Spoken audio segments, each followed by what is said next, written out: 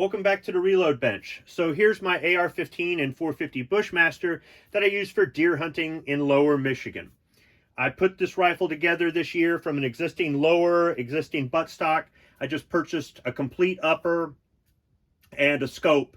I've kind of gone back and forth with the scope rings and had to make a few adjustments to it. I've tried out some reloads on it. And overall, I've had issues with the rifle, but those issues are on me. More or less, for me, this is a learning experience. I'm not much of an optics guy. This is my first 450, not the first 450 I've fired, but my first 450. And I have to say that even though it's been a little bit frustrating having to go back and fix things, I'm glad for the opportunity to learn. And the fixes for the problems I've had with this rifle are really not that difficult. Most recently, I was at the range trying to sight in this Leupold scope. Now that I don't have the scope pinched up against the rail here on the handguard, that was part of the problem. Was the scope was actually kind of under pressure, and no matter what adjustment I made, the crosshairs weren't going to move. Getting this Yankee Hill machine riser brought the scope up, and then raising the cheek rest on the hammer buttstock allowed me to get the proper sight alignment there. And sighting this in was fairly easy. It was dead center at 25 yards. It was just shooting high. So I brought it down and got a bullseyes, moved to 50 yards, had to bring it down a little bit more. And I was really happy. So it was time to go to the 100-yard line, and I got 6 rounds through it, and I'm all over the place, and I can't figure out why. And on the 6th round, the scope fell off. The scope and rings fell right off the rifle. Now, the scope landed on the wooden bench. I don't think it was damaged. These Leupold scopes are very durable. However, I've got to go back and sight it in. I'm going to start at the 50-yard line and then hopefully work my way up to the 100-yard line. But what ended up happening? Well, what ended up happening is I probably didn't do my due diligence when I was tightening down the different screws. The Leupold scope ring that is attached to the Yankee Hill machine riser uses a T27 Torx to tighten down the screw. I probably tried to put a T25 on there or something like that. As a matter of fact, there's different size screws all throughout this. The 4 screws in the front and back on the top of the scope ring here for the Leupold scope ring, these are T15s. The screws that attach it to the Yankee Hill machine riser or to the pick rail if the scope wasn't so big and I didn't need a riser, those are T27s. The Yankee Hill machine riser is attached with some hex, some button head cap screws that are hex. They're 1/8. The Lakota Ops Falcon 17-inch M-Lock handguard that shook itself loose at the range and was actually wedged up against the linear compensator. The 2 socket head cap screws that clamp it in place here at the base, those are 5/32. And the Magpul sling swivel up front is also a 5/32. That didn't work itself loose, but I thought I would go ahead and include that size in with the description here. Now, in order to take care of this, I can use something like Allen wrenches or hex keys, they're called either, or a Torx screwdriver. And those work out just fine. But when I'm at the range, I've got limited amount of space in my range bag, and quite frankly, the stuff starts to get heavy the more stuff you carry. So what I normally bring are my Bondus fold-up keys. This one is Torx, this one is standard, and this one is metric. I haven't used the metric one yet, but you never know. So these come in real handy because it's a lot easier to carry these and have everything you need on one as opposed to, say, the tool that might have come with it or carrying a bunch of screwdrivers. However, at the bench, having a good quality screwdriver, a good quality hex key is a good thing to have. So what I'm going to be doing is I'm going to be applying some Permatex high strength removable orange thread locker. I bought this a few years ago at an auto parts store for my Henry Big Boy. I've got Tally scope rings mounted on the Big Boy. The Big Boy receiver comes drilled and tapped for a mount. Henry recommended those rings, so that's what I got. I'm very happy with them. Unfortunately, though, the holes in the that go into the receiver on the Henry are drilled and tapped all the way through, and I believe gun oil worked itself up into those screws, and the vibration of the gun shooting with the oil there caused it to work itself loose, and it was actually wobbling loose on the rifle. So I cleaned everything up and just put a little dab of this on there. And now this is supposed to be able to handle the shock of the firearm being fired and be able to be used in a lot of different environments. This is advertised mostly for engine components. So if it can handle the heat and the shock and the temperature changes and the vibration and all that, then it should be good to go. I don't know how well it really holds up against, say, lubricants working themselves into the threads, but so far so good on the Henry. I've already bagged a deer with that rifle this year, so I'm going to use this on the 450 Bushmaster. So what I'll be doing is I'll be taking out some of these screws one at a time, and some of these screws, all of them at once, and then simply just applying just a light little dab to each set of threads. Now on these screws here on the top of the loopholed scope ring, I've got to take out all of them because I noticed that the scope is cocked a little bit. So when it fell, it kind of shook it, and I need to get that lined back up. For the others, I'm going to take them out one screw at a time. So I'll be taking out, say, the back screw, putting a little dab on the threads, tighten it down, then taking out the front screw, and so on and so forth. And I'm just going to go ahead and do that to all of these, and that should remedy my issue with everything getting shaken loose because of the might of the 450 Bushmaster round. Now, I will say this. I'm not using what I consider hot rounds. I did use low data from one source, and I had it pretty close to the high end, and the rifle wouldn't cycle.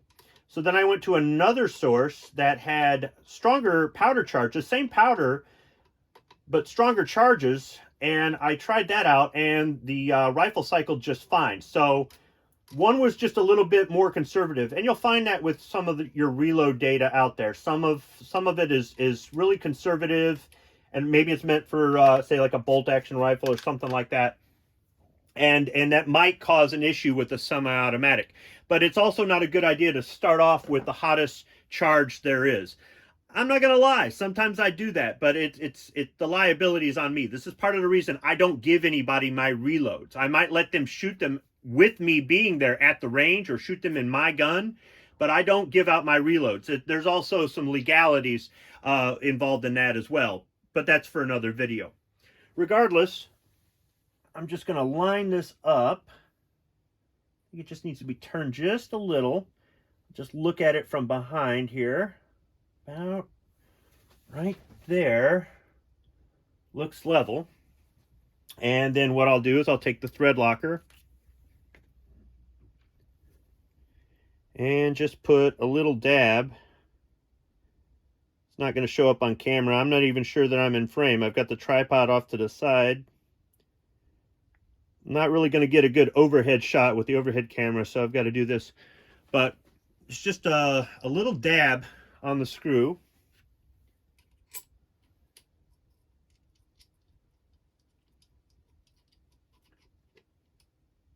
And I move the scope. Let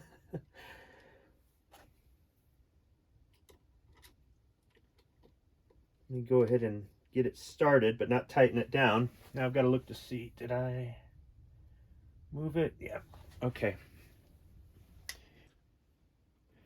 So I'll just repeat this for each one.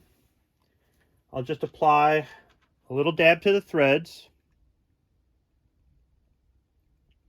And I won't tighten it down all the way. I'm going to double check the scope to make sure that it's nice and level. And then when I do tighten them down, I'll do it in a crisscross pattern and just torque them down gradually.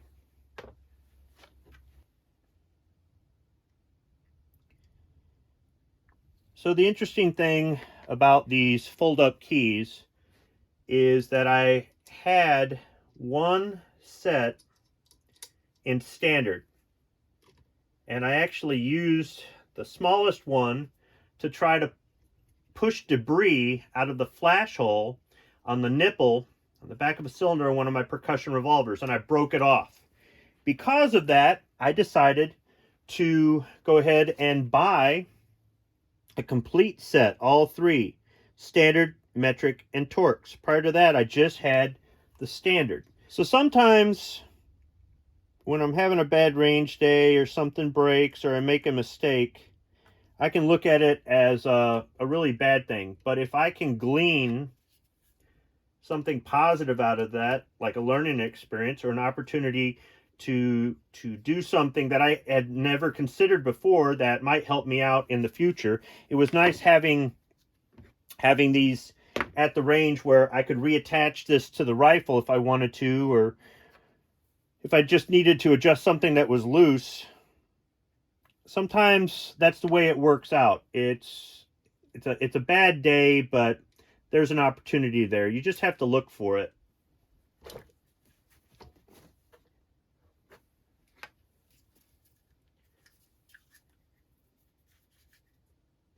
One of the nice things about these fold-up wrenches or keys is the fact that this plastic handle for it really gives you a pretty good purchase on it, and you can tighten things down pretty good without putting too much pressure on your hands.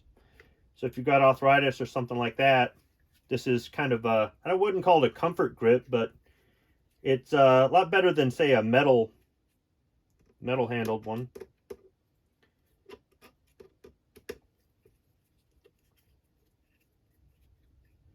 And I've got a little bit of excess Threadlocker there. I might have put a little bit too much on it. I was really trying to be careful just to put a slight little dab on there, but it seems to be wiping up pretty good. So now I'll just tighten them down in a crisscross pattern.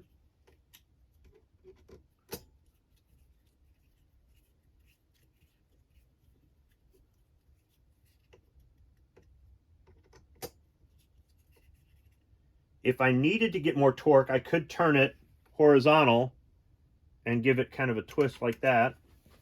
Let me double check, make sure this is still lined up. Yeah, it looks good.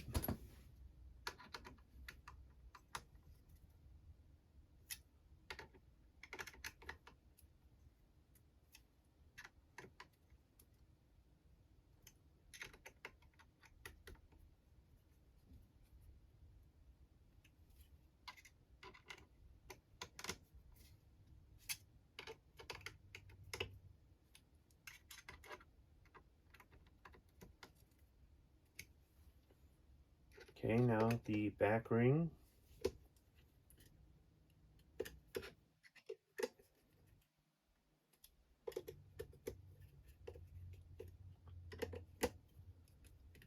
Make sure I didn't bump that scope. Looks good.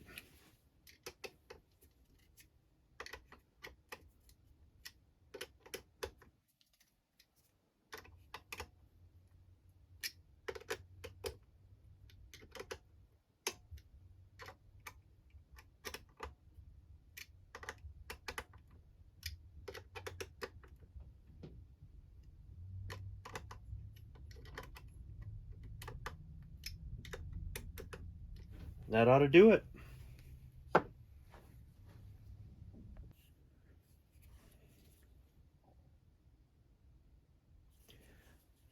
So on these Bondus Gorilla Grip fold-up wrenches, it's not going to show up here on camera because of the lighting, but actually embossed into the plastic handle, it's got the different sizes. So on this one, T27 is this one here on the end. I'll fold these two in, and I should be able, I've already loosened this screw up, should be able to just back this out.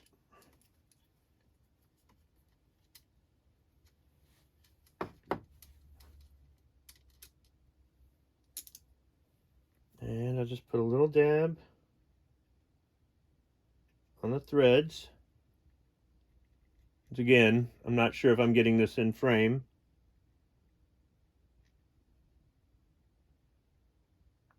There we go.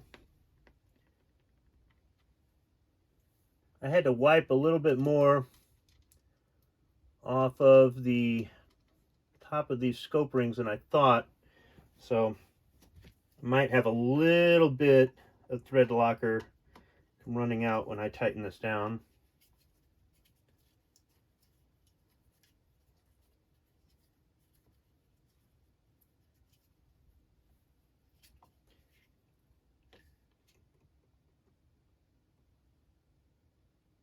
There, nice and tight. So if I did have problems backing this out, or if this was slipping off, or just even turning the handle on this wasn't helping me get enough torque, it's always a good idea to have a decent set of screwdrivers or a decent set of wrenches, something you can get a little bit more torque on. You can actually, in some cases, grab the plastic holder for this and put the wrench in and try to use that to try to get more torque. Just want to be careful not to strip out the screws. And that's one of the main reasons I want to use the thread locker, is I want to be able to apply pressure to this so that it's fully seated, but I don't want to apply so much pressure to it that I strip it out or damage something, when this thread locker should be able to keep this from backing out unless I'm purposely trying to remove it.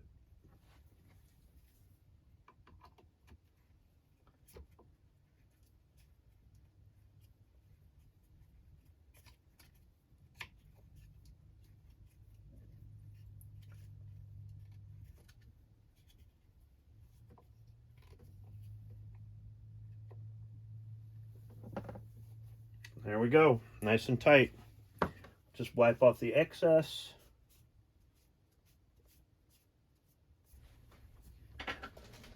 So for the handguard, it's 5/32. So all I have to do is just read this, and it should be this last one here. So I'll fold up all of these others.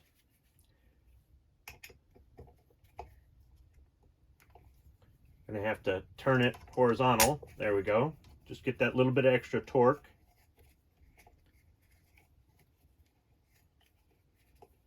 Just going to take out one of the clamping screws.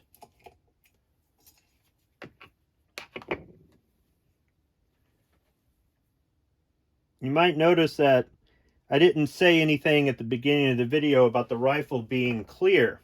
It's because I've got this flag safety in it, so you know it's clear. There's some people out there that are against these things, and hey, that's personal preference. But in my experience, they resolve a lot of issues. I learned how to use them in the military, and I still use them. My local range does not require them. They have different conditions that you can put the firearm in when they're calling for a target check, and one of them is to put a chamber indicator in here, or flag safety, I should say, or chamber flag, as some people call them, in there. But they want to make sure that there are no loaded weapons pointed down range. So it's just a matter of safety. If you shoot on private property or somewhere else where you're not with a bunch of people you don't know, or having to follow some sort of rules because of, say, liability, insurance, something like that, then it's not really an issue for you. But these things are fairly inexpensive. You can get some really decent ones that are made in America, which, by the way, these Bondus Gorilla Grip wrenches are made in America. I'll include a link to these on Amazon if you'd like to get them for yourself, as well as a link to this particular type of flag safety.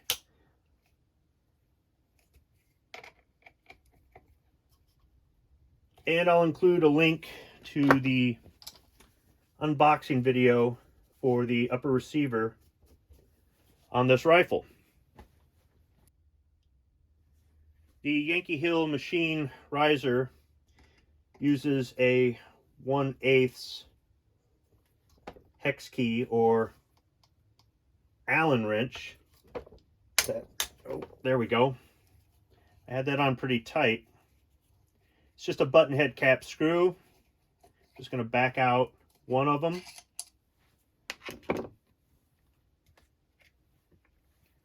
I'll apply a little bit of thread locker.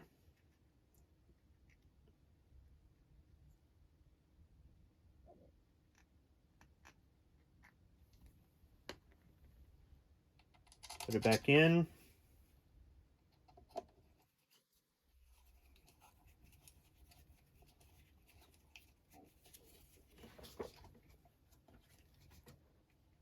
Just give it a good firm twist there, and all right, time to take out the front one. I'm gonna have to turn the grip horizontal, hold the rifle, should snap. There it is. Not as much force to remove that one as the back one.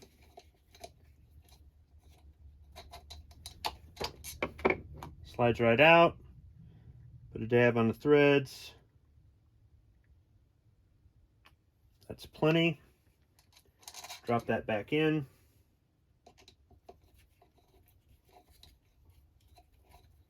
And once I get it snug, turn the handle horizontal, hold the rifle, and just torque it down.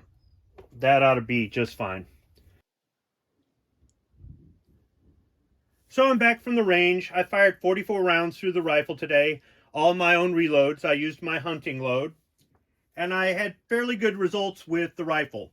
By the time I was done, I was getting 3.5-inch groups at 100 yards. As far as I'm concerned, that's good enough for deer hunting. If I'm going to improve it, I'll deal with that later. One thing I did notice was that I was having some feeding and cycling issues, but I think that's due to fouling. I haven't cleaned the rifle at all, so I need to clean it before I take it back to the range or before I go out deer hunting. The scope did well. I didn't have to make a whole lot of adjustments on it. And when I came home, I checked everything that I had put the thread locker on, and I had some interesting results. 3 of the 8 screws on the top of the loopholed scope rings were just a little bit loose. They weren't coming loose, but I could tighten them down a little bit more. The other ones were torqued down pretty good. The bottom screws that hold the scope rings to the riser, those were nice and tight. The riser, the 2 screws, the socket or the button head caps that hold the riser to the rail, those were nice and tight. But at the end there, I noticed that the handguard had slid forward. Not as much as on the previous range trip, but it slid forward.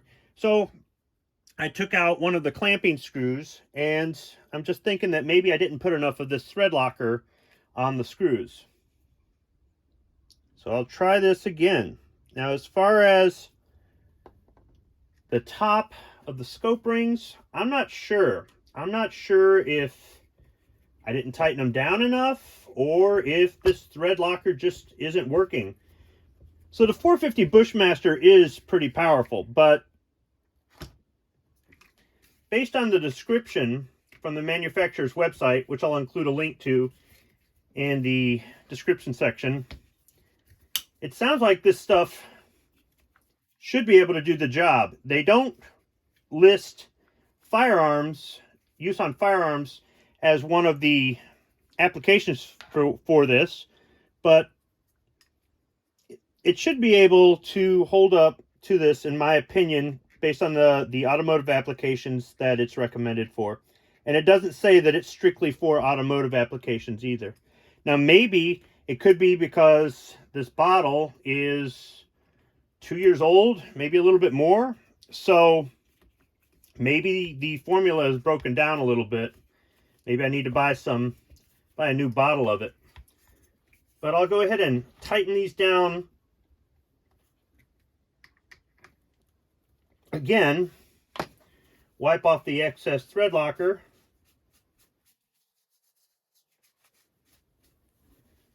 And I think it should be fine for now. So in addition to a link to Amazon where you can purchase the chamber flag and these folding wrenches, I'll include a link to the Permatex website, and I'll include a link to a national chain of automotive parts stores that sells this orange Threadlocker. In the meantime, I've got to get this rifle cleaned. Thanks for watching.